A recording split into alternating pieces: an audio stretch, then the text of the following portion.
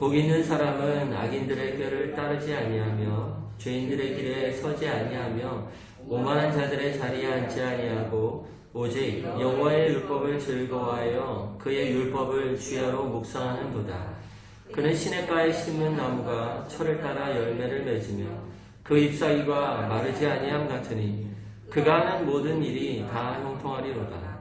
악인들은 그렇지 아니하며 오직 바람에 나는 겨와 같도다. 그러므로 악인들은 심판을 견디지 못하며 죄인들이 의인들의 모임에 들지 못하리로다. 무릇 의인들의 길은 여호와께서 인정하나 악인들의 길은 망하리로다. 아멘.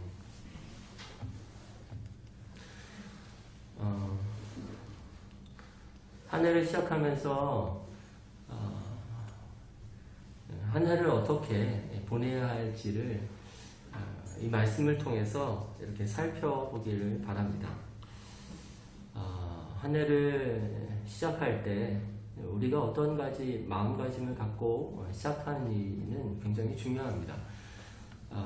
시작을 잘못하고 또 계획을 잘못하면 그냥 실패하기로 계획한 것과 같다라는 말이 있습니다. 여러분들도 무슨 다이어리를 새해가 되면 준비하고 이렇게 저렇게 한 해를 어떻게 보낼지에 대해서 구상하는데 우리는 하나님의 백성으로서 이 한 해를 하나님 말씀 앞에서 어떻게 보내야 할지를 깊이 묵상하는 시간이 한 해 초에 꼭 필요하다고 믿습니다. 시편 1편은 지지난주에 말씀한 것처럼 인생 전체에 대한 결과과도 같다 이렇게 얘기했어요. 왜냐하면 시편 전체가 그 하나님의 백성이 어떻게 세상을 어려움과 또 여러 가지 역경에도 불구하고 하나님을 믿고 따라 나아가는지에 대해서 얘기하고 있는데 특별히 그 시편 전체의 개괄이 되는 시편이 바로 1편이라고 얘기했습니다.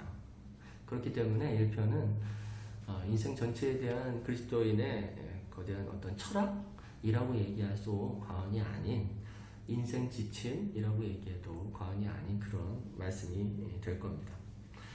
그래서 우리는 시편 1편을 계속적으로 좀 깊이 몇 주 동안 묵상하는 시간들을 갖고 있는 겁니다. 시편 1편 맨 처음에 이렇게 시작하죠. 복 있는 사람은 이렇게 얘기합니다. 복 있는 사람. 복된 사람이라고 얘기할 때는 정말 누구나 다 이 바라는 일일 겁니다. 누구나 다 복된 삶을 살아가고 싶습니다. 복된 삶이라고 얘기하면 좀 먼 얘기처럼 들릴 수도 있지만 성경에서 다른 번역본을 보면 이것을 행복한 사람은 이렇게 얘기하고 있어요. 그러니까 행복이다 라고 얘기하면 정말 이거는 그리스도인이든 그리스도인이 아니든 모든 사람이 바라는 거 아닙니까? 뭐 행복해져라 이렇게 얘기하는 선전도 있고 누구나 다 행복에 대한 이 갈망들이 있는 것을 아주 여러 군데에서 우리는 보게 됩니다. 물론 기복신앙이라고 얘기하는 잘못된 신앙, 이 기복신앙은 잘못된 거죠. 비판받아 마땅합니다. 기복신앙은 뭐냐면 이 하나님을 수단 삼아 하나님을 발판 삼아 복을 얻으려는 신앙이 기복신앙이에요. 세상적인 어떤 복을 얻기 위해서 내가 하나님을 믿어주는 이런 것이 기복신앙입니다. 선후가 바뀐 거예요. 기복신앙은 하나님이 복을 주시지 않으면 내가 하나님 믿는데도 복이 없으면 하나님을 떠나는 신앙이 기복신앙입니다. 근데 우리가 구하는 신앙은 그런 게 아니죠. 하나님이 어떤 보이는 복을 주시든 주시지 않든 하나님 자신이 복인 것을 알고 하나님을 구하는 신앙, 모든 복이 하나님으로부터 말미암다라는 걸 믿고 하나님을 구하는 신앙이 참된 신앙입니다. 우리는 시편 1편을 통해서 행복한 사람은 어떤 사람이냐, 행복한 사람의 삶은 무엇이냐 라는 이 인생의 가장 인생이 밑바닥에 깔린 그 인간의 이 열망, 이 바람이 어떤 식으로 성취되는지를 오늘 시편 1편을 통해서 우리 가운데 보고자 하는 겁니다. 많은 사람들이 행복을 찾아 헤매고 있습니다. 행복한 길이 무엇일까? 내가 언제쯤 이 번뇌와 어려움들, 고통이 그치고 내 마음에 행복이 찾아올까? 하나님의 평강이 찾아올지를 사람들은 다 찾고 있는 겁니다. 근데 문제는 이 행복을 자기 자신과 외부로부터 찾아요. 행복을 찾아야 할 곳에서 찾지 않고 자기 자신과 외부로부터 찾기 때문에 늘 자기 자신이 행복을 얻지 못하는 큰 방해의 어떤 방해물이라고 생각하고 자책하는 삶을 사는 경우가 많습니다. 내가 이 모양 이 꼴이 돼서 행복하지 못한 거야. 내 성격이 이래서, 내가 가진 게 이래서 난 행복하지 못해 라고 얘기합니다. 아니면 내가 무엇을 외부적으로 갖고 있지 못해서 행복하지 못하다고 얘기합니다. 그래서 수단 방법을 가리지 않고 외부적인 그 어떤 것을 얻어서 행복을 얻으려고 하는 것이 많은 사람들의 행복을 찾는 길입니다. 근데 아주 성경은 우리 가운데 분명하게 얘기하고 있어요. 행복은 어디 있는가? 복은 어디 있는가? 시편 1편을 보면 행복은 행복 자체를 추구해서는 결코 얻을 수 없다고 얘기하고 있습니다. 그리스도인들이 행복 자체를 추구할 때에는 마치 신기루를 찾는 것처럼, 마치 무지개를 쫓는 것처럼 멀리 가게 돼 있어요. 행복은 우리에게 뭔가 다른 것을 추구하고 있을 때 그것에 의해서 나오는 결론이지 그 자체를 추구한다 결코 우리 가운데 찾아오지 않는다, 이렇게 얘기하고 있는 겁니다. 우리는 시편 1편을 통해서 참된 복을 얻는 길에 대해서 잘 이렇게 발견해야겠습니다. 만일 지금까지 우리가 잘못 살았다 하더라도 상관없습니다.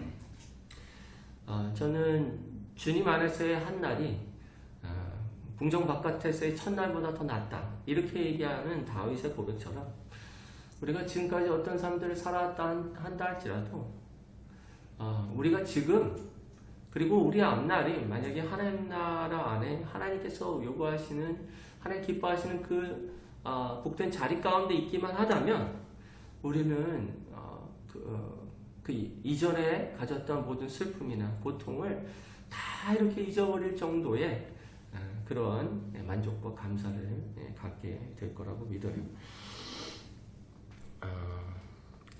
새해를 맞이하면서 새롭게 우리 가운데 주시는 기회라고 저는 믿어요.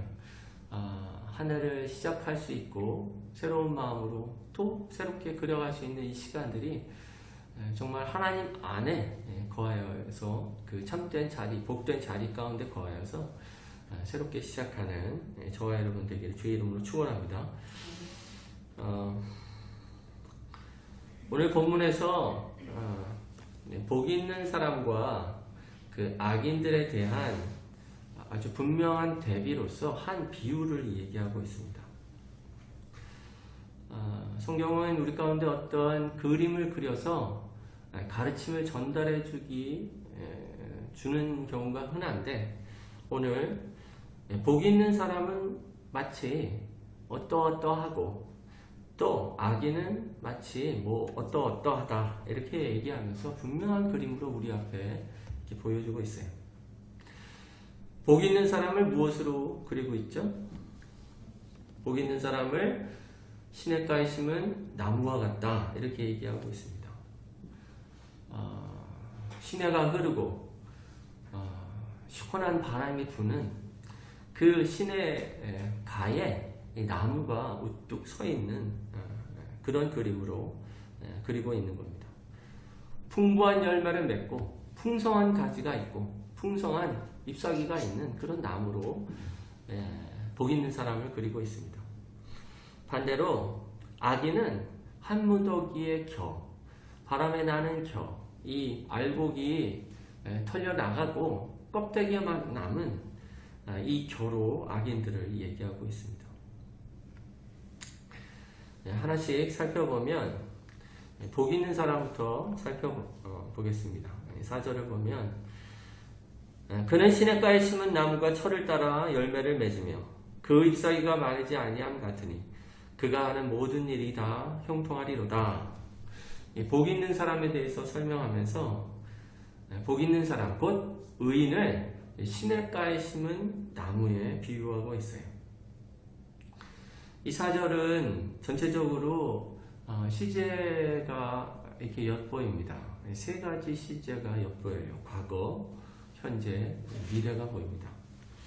과거부터 살펴보면 복 있는 사람의 과거가 어떠합니까? 시냇가에 심은 나무다 이렇게 얘기할 때 심은 이라는 말은 영어로 planted 이렇게 되어 있어요. 그러니까 수동태처럼 되어 있는 겁니다. 그러니까 심기운 이렇게 번역하는 것이 더 좋습니다. 나무는 스스로 자기를 심기울 수 없습니다. 누군가에 의해서 심기워져야 돼요. 누군가가 심어줘야 돼요. 누군가가 시냇가에 심어 주어야 그 나무는 풍성한 열매를 맺을 수 있는 그런 나무가 되죠. 이 나무는 물이 메마르지 않는, 물이 사시사철 흐르고 있어서 물이 결코 메마르지 않는 곳에 심기운 그런 나무라는 겁니다. 복된 사람은 그런 사람이다 라고 얘기하고 있어요. 근본적으로 복된 사람은 자기 스스로 어떤 것들을 만들어내는 사람이 절대로 아닙니다. 우리는 우리의 구원을 우리 스스로 만들어낼 수 없어요. 누구도 자기 자신을 거듭나게 할 수 없습니다. 니고데모가 밤중에 찾아와서 내가 어떻게 하여야 구원을 얻으리까? 이렇게 얘기할 때 예수님은 그 말씀에 대해서 어떻게 할 것들에 대해서 얘기하지 아니하시고 거듭나지 않으면 하나님 나라를 볼 수 없다. 이 말은 너가 무엇을 하는 것으로 구원을 얻을 수 있는 것이 아니다. 하나님이 너를 구원하셔야 한다. 하나님이 너를 거듭나게 하셔야 한다. 이렇게 얘기하고 있는 거예요. 다시 태어나는 것은 자기 스스로 할 수 있는 것이 아니에요. 우리가 하나님의 은총을 받고 하나님의 은혜를 받고 새 생명을 받고 이 일들은 우리 스스로 결코 일어나는 일이 아니라는 겁니다. 하나님이 하세요. 하나님께서 우리 인생 가운데 어느 날 찾아오셔서 우리를 거듭나게 하시는 겁니다. 거듭나게 하실 때 우리를 척박한 땅에서 뽑아내서 시내 물이 흐르고 생명수가 흐르는 이 시내에 우리를 심기워 주신 겁니다. 이것이 바로 거듭난 자의 모습이에요. 여러분이 만약에 거듭난 자다 자신을 그렇게 믿고 있다면 여러분 옆에 시내가 흐르고 있다는 것을 아셔야 합니다. 여러분 옆에 시내가 흐르고 있어요. 시내를 찾아 여러분의 헤매 밖으로 나아가는 그런 우를 범하는 여러분이 되시지 않기를 바라요. 멀리 생명수를 찾아 나아갈 필요가 없습니다. 우리에게는 예수 그리스도가 있어요. 생명의 근원 되신 예수 그리스도가 우리의 중심 가운데 있어서 우리가 그분께 구하면 언제나 우리 가운데 생명을 주시는 그러한 생명의 근원이 되시는 겁니다. 이게 우리가 예수를 믿을 때 있었던 과거의 일이에요. 과거에 생명수의 심기운 그러한 우리라는 겁니다. 현재적으로 보면 복 있는 사람은 어떤 사람이냐라고 얘기하면 언제나 공급하시는 하나님의 은총이 있는 사람이다 라고 얘기하고 있어요. 철을 따라 열매를 맺으며 그 잎사귀가 마르지 아니함 같으니, 철을 따라 라는 것은 계절을 따라죠. 봄, 여름에는 결실을 맺지 못할 것 같이 보이지만 가을이 되면 어김없이 그 나무에는 결실이 맺히는 나무입니다. 그 계절에 예측할 수 있게 결실이 맺혀지는 것이 이 철을 따라 과실을 맺는 이 나무의 모습이에요. 복 있는 사람은 하나님의 그 때를 따라 공급하시는 은혜가 있는 겁니다. 저 여러분이 그렇게 고백할 겁니다. 하나님께서 언제나 위경 가운데서 건지시는 그 손길이 있다. 이렇게 고백하는 저와 여러분이라고 저는 믿어요. 저는 인생을 통해서 정말 수도 없이 경험을 해왔습니다. 위경 가운데 놓일 때도 있지만 그럼에도 불구하고 모든 위경에서 그때그때마다 건지시는 하나님의 은총이 있어 왔기 때문에 지금 여기 앞에 나와서 하나님께서는 신실하시다 이렇게 고백할 수 있는 거 아닙니까? 여러분도 어떻게 보면 우리가 지금의 삶 또 척박해 보이는 삶에 살아갈 때에는 과연 내가 결실할 수 있는 인생이 될까? 과연 내 삶 가운데서 어떤 열매를 맺을 수 있을까?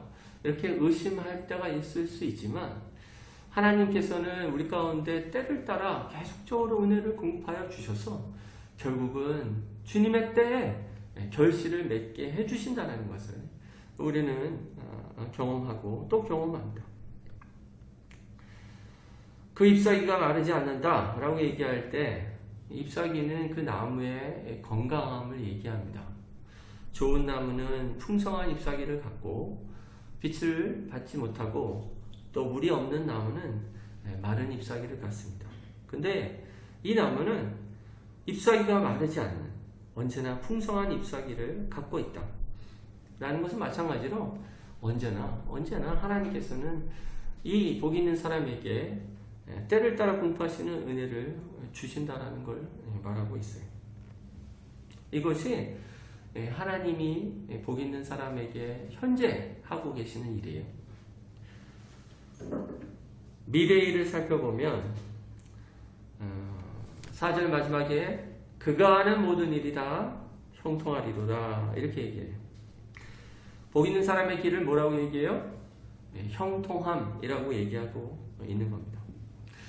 복 있는 사람이 인생 가운데서 어려움이 없다는 건 절대로 아닙니다. 어려움이 있습니다.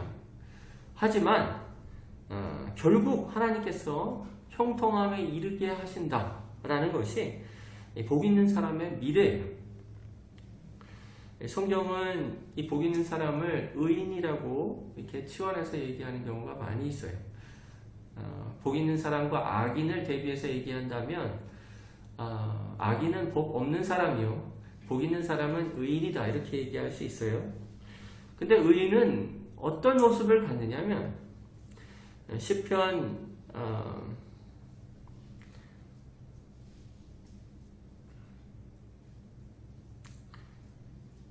92편에 보면 의인은 종려나무같이 번성하며 레바논의 백향목같이 성장하리로다.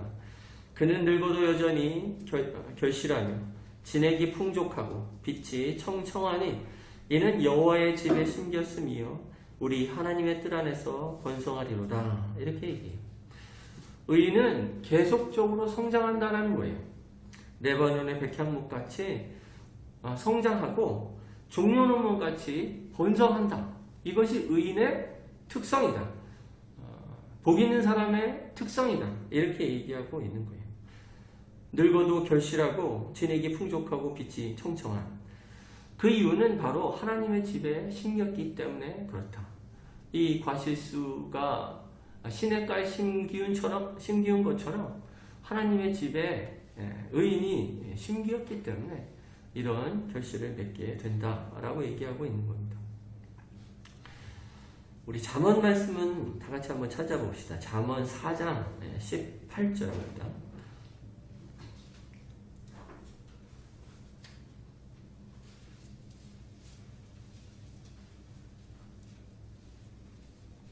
잠언 4장 18절을 보시면 의인의 길은 돋는 햇살 같아서 크게 빛나 한낮의 광명에 이르거니와 이렇게 얘기합니다. 잠언 4장 18절. 의인의 길이 있는데 의인의 길은 어떤 특성을 갖고 있냐면 돋는 햇살과도 같다. 돋는 햇살이라는 것을 돋는 햇살은 뭐냐면 이 새벽빛이라고 되어 있습니다. 아침에 처음에는 어슴푸레하게 빛이 돋죠. 근데 점점 밝아져서 어디에 이르냐면 한낮의 광명에 이른다. 그러니까 대낮처럼 밝아지는 데까지 이른다. 이렇게 얘기하고 있는 거예요. 의인, 곧 복 있는 사람의 특성이 있는데 그건 뭐냐면 처음에는 부족한 것 같이 보이고 처음에는 받지 않은 것처럼 보이지만 점점 크게 빛나 점점 밝아져서 한낮의 광명에 이르는 그런 모습을 갖고 있다. 이렇게 얘기하고 있어요. 이것이 복 있는 사람의 미래의 모습이다. 이렇게 얘기하고 있어요. 여러분은 여러분의 미래를 어떻게 그리고 있어요?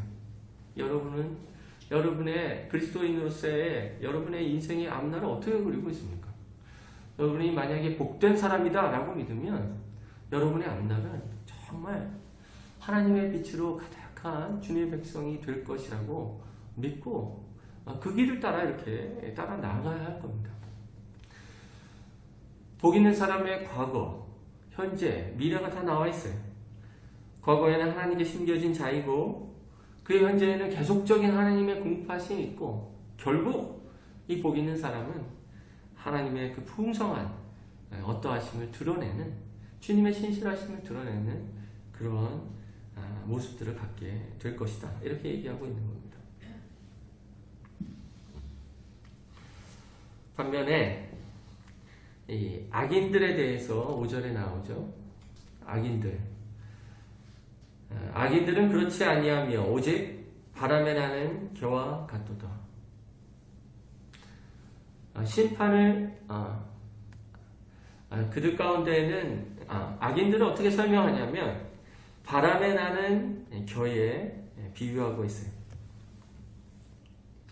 악인들은 그냥 단순히 악한 행위를 하는 자들이 아닙니다. 악인들은 껍데기만 있는 자들이라고 얘기하고 있어요. 껍데기만. 조금 더 심한 표현을 쓰면 악인들은 쓰레기와도 같은 존재이다. 이렇게 얘기하고 있어요.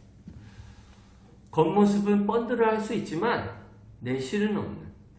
겉모습에는 화려할 수 있지만 무엇인가 그 안이 알차 보일 수 있지만 속은 텅텅 빈 이런 존재다 라고 성경은 얘기하고 있는 겁니다. 왜 그렇습니까? 악인들은 그들에게 하나님이 없기 때문에 그래요. 하나님이 없기 때문에 하나님의 복도 없는 겁니다. 복이 있는 것처럼 보이지만 복이 아무것도 없는 껍데기 그런 모습이라고 성경이 얘기하고 있어요. 우리는 복의 근원이 어디로부터 나오는지 살펴봤죠. 2절에서 얘기한 것처럼 복의 근원은 여호와의 율법에 있습니다. 여러분이 시내를 생각하면서 시내가 단순히 그냥 생명수라고 생각하면 시편을 조금 더 깊이 볼 필요가 있는데 여기서 말하는 시내는 하나님의 말씀을 얘기해요. 하나님의 말씀이 계속적으로 공급되는 이것을 2절과 3절을 연속적으로 해서 우리 가운데 얘기하고 있는 겁니다. 그래서 하나님의 백성들은 계속적으로 무엇을 통해서 공급을 받냐면 하나님의 말씀을 통해서 공급을 받습니다. 근데 세상 사람들은 말씀이 없어요. 계속적으로 공부하신 하나님의 말씀이 없기 때문에 그들은 자기의 생각과 자기의 방식으로 살아갈 수밖에 없는 겁니다. 하나님의 말씀만이 어떤 일을 성취합니다. 말씀을 이루시는 하나님이 계시기 때문에 하나님의 말씀은 땅에 떨어지지 않고 반드시 그 뜻을 이룹니다. 우리의 말은 그냥 공중에 퍼지는 소리에 불과하지만 하나님의 말씀은 반드시 이루세요. 하나님은 자기 입에서 나온 그 말씀을 반드시 성취하시는 분이시기 때문에 그래요. 반대로 세상의 생각과 말은 성취되지 않아요. 성취되는 것처럼 보여도 이 성취를 통해서 하나님보다 높아지는 그 순간 하나님 것들을 무너뜨리세요. 하나님께서는 때때로 시험들을 주셔서 모든 공령을 시험하시고 다 태워버리시는 하나님의 심판과도 같은 사건들을 나타내셔서 그들의 생각의 허무함을 드러내시는 겁니다. 이 말씀의 역할, 우리가 오늘도 우리를 살아있게 하고 다시금 힘과 용기를 얻게 하는 이 말씀이 없이 우리는 이 복된 인생을 살아갈 수 없다라 이렇게 성경이 말하고 있는 겁니다. 진리의 말씀이 두 가지 역할이 있는데 첫 번째로는 진리의 말씀이 세상을 비춰주고 있어요. 진리의 말씀은 세상이 어떠한지를 보여줍니다. 마치 태양빛이 온 세상의 사물들을 이렇게 낱낱이 보여주는 것처럼 하나님의 말씀은 세상이 지금 어디로 가고 있는지 이렇게 보여주고 있습니다. 세상의 모든 악함들을 드러내고 인생의 악함들을 드러내주고 있어요. 하나님의 말씀이 아닌 것은 그래서 우리가 얼마나 악한지, 우리가 얼마나 잘못 가고 있는지를 알지 못해서 결국은 망하는 길에 들어서고 결국은 망하는 그런 결과를 빚게 됩니다. 이만하면 괜찮지, 나름 잘하고 있지 라고 생각하는 것이 세상 사람들이에요. 근데 하나님 말씀에 딱 이렇게 비춰보면 너 멸망의 길을 가고 있는 거야 라고 우리는 그렇게 그들에게 얘기하지 않을 수가 없어요. 말씀을 볼 때야, 말씀 안에서 자기를 비추어 볼 때야 내가 이렇게 살아서는 안 되는데 내가 그때 왜 그랬을까? 라고 자기 자신을 이렇게 돌이킬 수 있게 하는 길을 얻게 되는 겁니다. 그래서 자신의 모습을 알지 못하고 열심히 살아가는 세상 사람들 가운데에는 소망이 없습니다. 소망이 없어요. 껍데기일 뿐이에요. 우리는 시시때때로 하나님의 말씀을 우리 가운데 비춰봄을 통해서 돌이키지 않으면 어느 틈엔가 우리가 어긋나가고 있는 우리 자신을 발견할 수밖에 없습니다. 그래서 주님의 빛이 우리 자신을 비춰보도록 그렇게 해야겠습니다.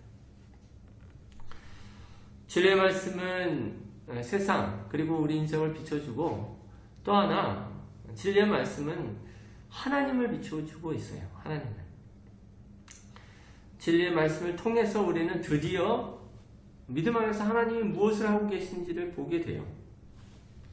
하나님은 어떠한 뜻을 가지고 자기의 일들을 해나가고 계신지를 드디어 말씀 안에서 우리는 확인하고 또 믿음으로 그것들을 받아들일 때 우리는 확신과 믿음을 갖게 됩니다. 그리고 또 안식하게 되고 편안하게 잠들 수 있게 돼요. 만약에 하나님께서 인생 가운데, 우리 인생 가운데서 어떻게 하고 계신지를 잘 모르면 우리는 두려워할 수밖에 없어요. 두려워할 수밖에 없습니다.